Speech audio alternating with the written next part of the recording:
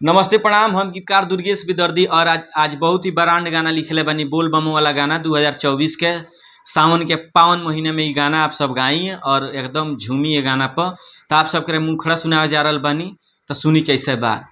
अरे जाए ला देव घर भइल बानी, अरे जाए ला देव घर भइल बानी, तैयारी राजा जी। एगो गेरुआ कलर के किंदी हमके साड़ी राजा जी, गौए से अपना जाता वे गाड़ी राजा जी। एगो गेरुआ कलर के किंदी हमके साड़ी राजा जी, गौए से अपना जाता वे गाड़ी राजा जी। अरे जाए ला देव घर भइल बानी, अरे जाए ला देव घर भइल बानी, तैयारी राजा जी।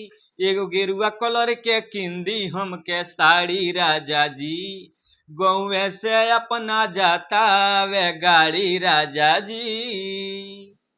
तई रला मुखड़ा। अब आप सबके अंतरा सुनावे जा रहल बानी। बोल बम के गाना एकदम हाई लेवल के गाना बा, जबरदस्त आप तरीका से गायम तो ये गाना निश्चित बा जे हिट करी 2024 में सावन के पावन महीना में।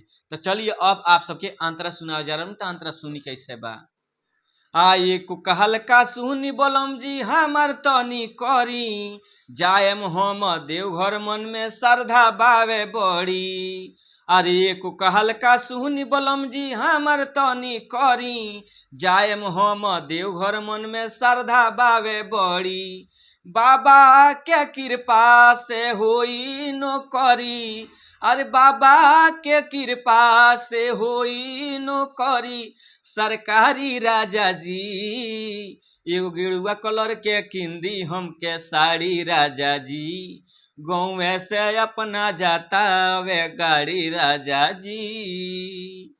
तो ई रहा अंतरा और लास्ट अंतरा खातिर हम हर वीडियो में बतावेनी भैया कि आप सब हमारा नंबर पर फोन कर सकतानी। हमार मोबाइल नंबर बा 9934529912, यानी 9935452912।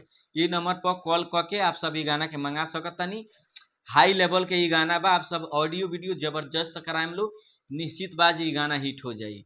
तो पर्सनली में भी गाना लिखावे खातिर हमारे संपर्क कर सकतनी। आप सब पर्सनली में गाना लिखावे खातिर पैसा लगेला, कम पैसा में ब्रांड काम होला। और जो गाना रिकॉर्डिंग करावे चाहता तो हमारे खुद के अपन स्टूडियो बा, हमारे यहाँ म्यूजिक भी बनेला। बालाजी रिकॉर्डिंग स्टूडियो, जादूपुर बाजार, गोपालगंज, बिहार में हमारे स्टूडियो बा। रहे खाए के पैसा ना लगेला, आप सब आके रह सकतनी, गा सकतनी, केवल रिकॉर्डिंग के चार्ज लगेला, बाकी कोनो हमारे यहाँ चार्ज नहीं है। तो चलिए चैनल के सब्सक्राइब करी, लाइक करी, कमेंट करी और दबा के शेयर करी। नमस्ते प्रणाम, हर हर महादेव, जय हो।